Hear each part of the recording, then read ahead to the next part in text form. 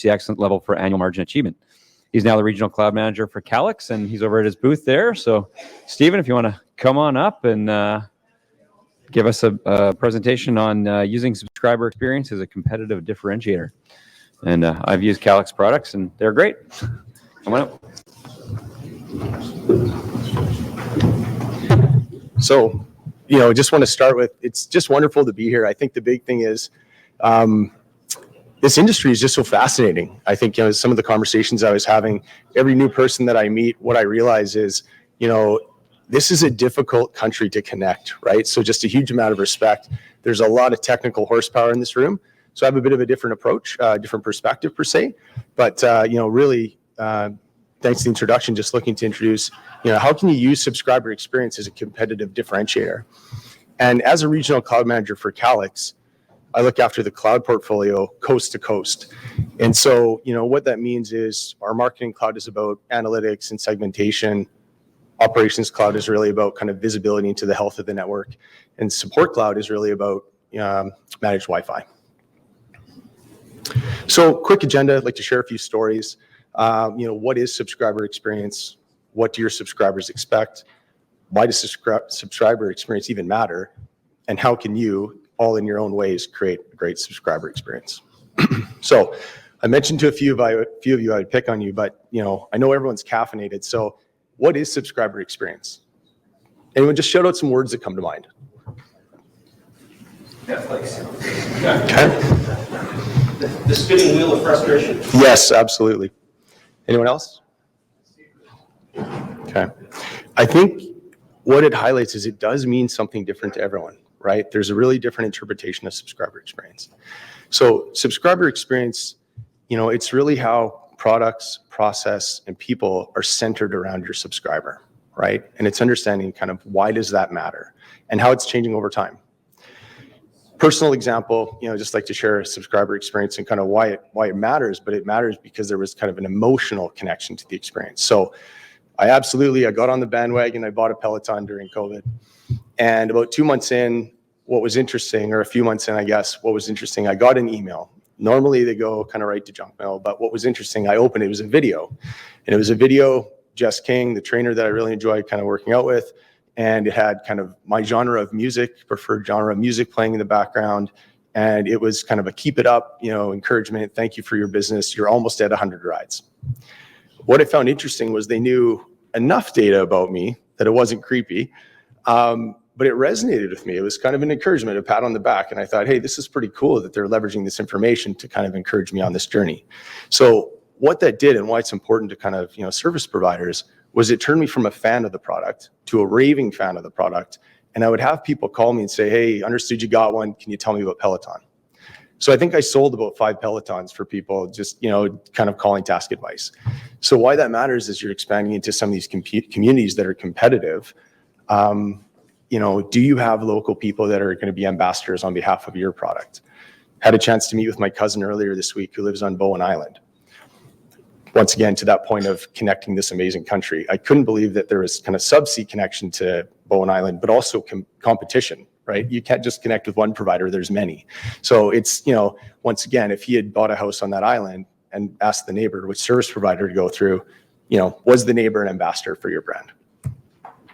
So in this industry, it's clear there's a lot of sophistication, complexity to the network, and lots of competitive pressures, challenging subscribers, regulatory pressures, right? So how do you then think of the subscriber while doing all these complex things? So one of the big things with the people is making sure that everyone contributes, right? At the CSR level, do they have the tools? Do they have the data to be that great first contact and help that subscriber quickly? At the tier 3 level, when they're looking at the network, the health of the network, can you help them transform from reactive to proactive? And potentially, if you see an outage coming, maybe there's something regarding weather, being proactive with those subscribers, setting the expectation that, hey, you're going to have an outage. Maybe I'll do something else. I'll go sailing instead of, getting business done today. We all wish, of course. And field service, I think this is one of those things, you don't get a second chance to make a first impression. So if installers are trained well, they're passionate about what they do, they can maybe recommend other, products in your portfolio and be that brand ambassador, making sure that maybe they do a speed test make sure that that mobile app is set up correctly, mesh units are in the right spot, and they have this platform success going forward. And management, once again, it comes down to data, tools. If there's the right reporting and data available at the management layer, they can elevate to that 30,000-foot view and navigate the business more effectively, thereby generating a better subscriber experience. Amazon, interesting organization. Obviously, they're scaling like crazy, but one of the things is I do think they are very customer centric, right? They're certainly scalable. One, as I meet with service providers coast to coast, it might be a 4-person shop, might be a 2-person shop. And so if Bob, the network engineer, is, kind of away for a week, well, maybe their growth pauses, right? So it's, making sure that the process is scalable. And this one's important is that it's constantly evaluated, right? Oftentimes our heads are down, we're not listening for feedback. And if we do, we kind of take it and we move on. But it's really, if you want that client-driven innovation, you do have to listen, and there has to be platforms to listen, to kind of know where that subscriber wants you to be 2 years from now. And agility, I think, as I have kind of an immense amount of respect for the technical aspects of this industry, when something comes at you quickly that might change your business, it might break it, but are you flexible enough to embrace that and then choose a different direction, right? I think that's really important. And then logical, it's getting some, kind of getting educated from my team, but, from the subscriber perspective, if you have to come 3 times to do the drop and the ONT and kind of the router install, well, from their perspective, they might just not care, right? That might not be acceptable. So how can you kind of be efficient and do the most in maybe 1 interaction or 2 interactions? This is probably the one I'm the most passionate at, obviously, kind of having a selling background. At the bottom here, I have this book by Barry Schwartz called The Paradox of Choice. And the bottom line is our brains shut off, right? If there's too many choices, we just don't absorb the other ones, right? So it's a combination of, some of the things at the bottom, the new technologies coming, Wi-Fi 6, the mobile applications, home security, aging in place, how it could, telehealth, there's all these amazing things that are coming.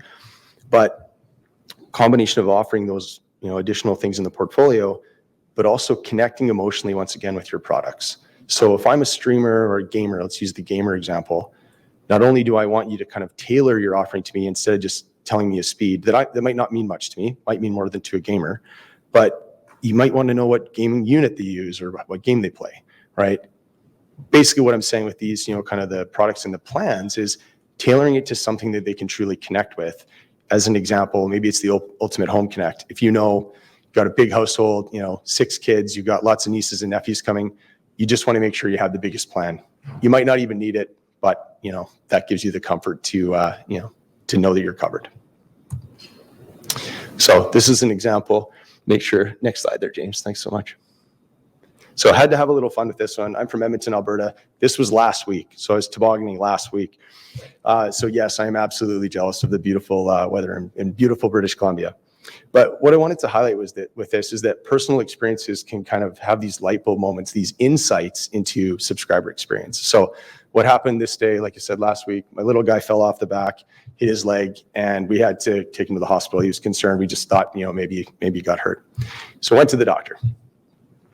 When we went to the doctor, traditional, went to a local clinic, touched here, does it hurt? Touched there, does it hurt? Now you're trying to get a 5-year-old to tell you what's wrong. It's pretty challenging. But what was interesting about it was I was there for a long time. They didn't have an X-ray machine. So we had to, book an appointment, get some time off work, go the next day. Healthcare system, I was still impressed with everyone I interacted with, but the experience for me was no good because it took 2 days.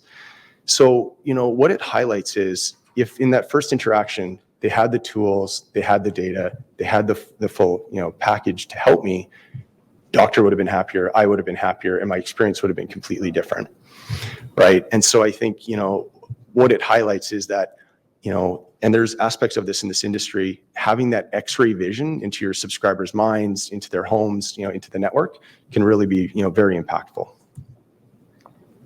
So, what do your subscribers expect? And it really is all about expectations, right? We talk about meeting them, exceeding them. Well, as we've talked about kind of some of the tenure in this room, it's changed a lot, right? I remember obviously as a kid, you had the phone on the wall, you hit 0, you got the operator, you made a call, it worked, right? There wasn't a whole lot more to it. I remember sending my first text message when I worked for Microsoft Solutions here in Vancouver a long time ago, but I thought it was the craziest thing ever. It blew my mind, right? And now you've got this modern family where the expectations are massive. They want everything connected at all times and they want it to be completely seamless, right? And I think the future of it, as I alluded to with the Peloton, had I had a conversation with my dad 20 years ago saying that a stationary bike would be connected to the internet, pretty sure that would have been a fun conversation, right? I think he would have thought it was crazy. So, one thing to highlight on obviously the Wi-Fi side is, the home network has become the new broadband bottleneck.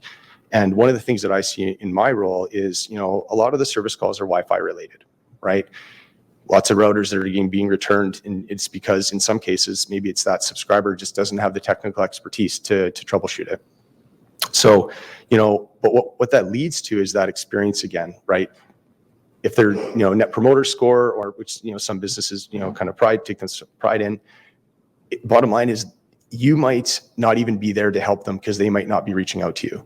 My wife, as an example, would never ever pick up the phone and call. So she may email, but she likely in that case might just get so dissatisfied that if an offer comes her way, she would make a move, right? So it's again creating those connections, having that visibility, maybe having the visibility into that subscriber's network where you can proactively see which areas are suffering so that you can proactively reach out again and then, correct it before they do call. And today's subscribers, right, when we talk about expectations, they obviously want the technology to work, right? They want it to be reliable and work every time, right? I think that's, it sounds simple, but it's not always easy to do, obviously, as we talk about all these pressures on this industry, weather and everything else. And responsiveness, right? When they do finally pick up the phone and call, they want to make sure that it's done quickly. They want to have a great experience. And this one's interesting, as I talked about with that example again, they want you to know them, right? To connect in some way that, hey, that company that I pay X amount to every month, they get me, right? And that breeds that loyalty and that brand recognition. And then, of course, they'll pay more. They'll maybe do more with you. And this is one that, I chuckle with is they're always right. Right? It's one of those things where, they might be on a 1 gig plan and they absolutely don't need it. And you could tell them 10 times, but it doesn't matter, right? It's to them it matters. And so I think to highlight this point at the bottom is that value is the subscriber's perception, right? You might be doing incredible things to empower that subscriber, but the value is in the eye of the subscriber. So let's skip ahead. So yeah, thanks for James. So, subscriber experience, kind of what does it help? Well, it helps you differentiate from the competition, obviously. Helps strengthen your brand, helps strengthen, the loyalty, of course, which therefore means, consistent client, pay more. But it allows you to meet or exceed, right? I think one of the things in this industry, actually had a great conversation with City West, depending on where you are, simply connecting might be huge success, right? That might be just the fact that they connect. Learned last night as well and never even thought of this, but obviously boats along the coast want to be able to kind of get closer to the coast and have internet connectivity. I literally hadn't even thought of that. It's just mind boggling. But if they can just connect and watch Netflix, they might not even care what they have to pay. That might be winning. And then, of course, subscriber experience, you can simplify things and bring efficiencies while you're more focused on it, and have less distractions. But a couple of quick stats, right? We all know this, broadband consumption's gone up 95%. Everyone's going to use more. COVID accelerated that. There's no question. People taking schooling from home, working from home. I already, kind of talked about the 1 gig plan, but 1 gig up 249%, right? We're seeing these trends that you're kind of just, holding on and in some cases going with what the subscribers are asking. Uploads, obviously, as we talk about what people are doing differently at home and how are these trends going to continue. I personally don't think the pendulum is going to swing, but I don't think everyone's going to just stay working from home forever, but there'll certainly be a new combination. And then the number of devices. I think I counted this morning, I think I have about 17 in my home, but when a flock of nieces and nephews walks in with multiple devices, it might jump up to the 25. But, I think the bottom line is this number is changing. Many people have said that already. We're connecting to things that we may not have even known possible. And that will continue. So why is this subscriber experience good for service providers? Well, we talk many things that are cost to the business, truck rolls. Now, in some cases there's valuable truck rolls, but in some cases there's just the ones that you incurring the cost and you really didn't need to potentially if you had the right things in place. Improving first call resolution, right? Once again, that responsiveness. Did you solve their problem the first time? Lower average talk times. They probably don't want to talk to you for very long. They want to get back to their world, right? So are you solving it quickly? And then that big transformation once again from reactive to proactive. And then, once again, improving the overall customer satisfaction.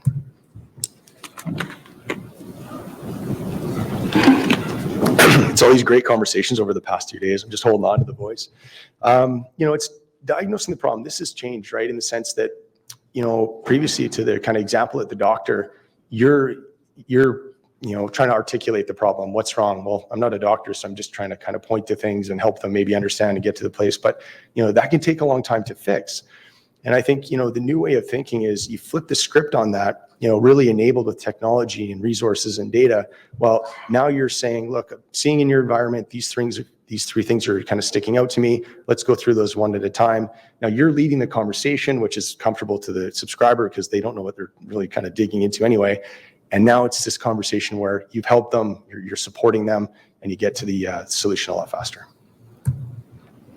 So how can you create a great subscriber experience? I mentioned before, you have to listen, right? I think you have to ask for feedback, you have to be engaged. And I kind of used a personal example, but there's so many elements of what we do in experience. And I'd point out that, service is one thing, but when you hear that word experience, many things come to mind, right? We talked a little about traveling last night. Experience means different things, right? So if you can drive a great experience, it's unbelievably powerful. So as you move through kind of the operational maturity model, it may be connecting. That's maybe the start, of course, kind of managed Wi-Fi. But as you start to elevate to some of these other things like, security cameras and, maybe it's parental controls, maybe it's things like content filtering that might matter to you, right? It depends on obviously different target markets.